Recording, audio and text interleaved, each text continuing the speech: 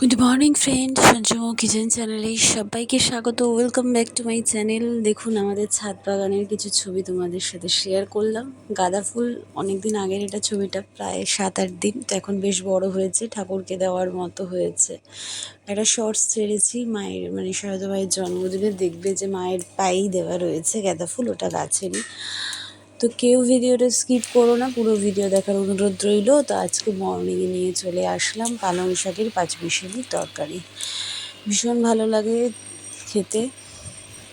পাঁচফোড়ন, তারপরে তেজপাতা, শুকনো লঙ্কা ফোড়ন দিয়ে, আদা জিরে দিয়ে, আদাটাকে একটুখানি থেতো করে নিয়ে বড়ি দিয়ে ভীষণ সুন্দর লাগে খেতে পালং শাকের তরকারি। হলুদ আর নুন পরিমাণ দিয়ে, শীতের সবজি খেতে তো ভালোই লাগে।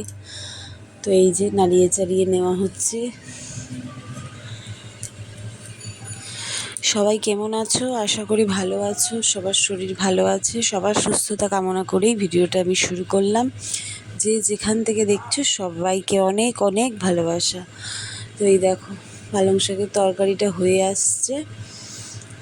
জিরে ধনে গুঁড়ো আমাদের বাড়িতেই গোটা জিরে গোটে ধনে এনে একবারে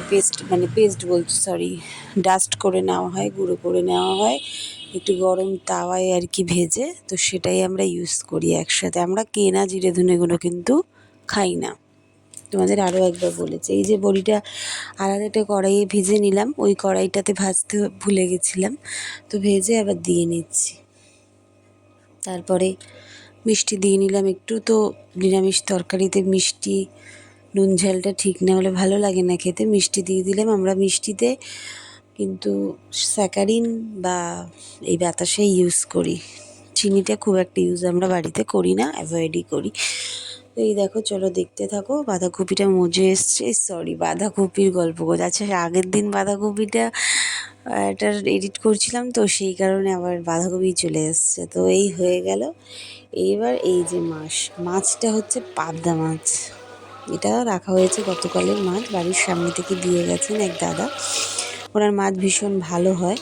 তো এই দেখো, মাছটা ভেজে নিলাম। এবার একটু কালো জিরে আর একটু তেলে যদি হলুদ দিয়ে দাও, তাহলে কালারটা কিন্তু আপসেই লাল হয়ে যাবে। আর যদি একটু চিনি দাও, মাছে তো চিনি চলে না অ্যাকচুয়ালি, অন্য তরকারিতে। আর ওই যে জিরে ধনে সব নিয়ে পেঁয়াজ রসুনের একটা পেস্ট করেছিলাম, আদা পেঁয়াজ রসুন যা হয় পেস্ট করে দিয়ে দিলাম। এবার দিচ্ছি ধনে পাতা ছাড়া তো শীতকালের তরকারি মানে মাথাতেই আসে না, আর ধনে পাতা দিলে একটা আলাদা টেস্টও হয়। এই ভালো করে জলটা একটু দিলাম কাচিয়ে, ভালো করে ফুটবে, তারপরে মাছটা দিয়ে দেবো। আর পাবদা মাছ বেশি ভাজতে নেই।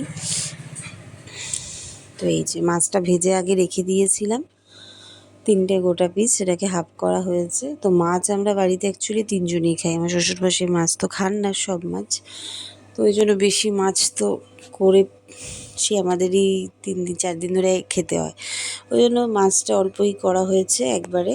এই দেখো, এবার যেই ঝোলটা ফুটে গেল, মাছটা অমনি দিয়ে দেওয়া হলো। তো মাছও রেডি।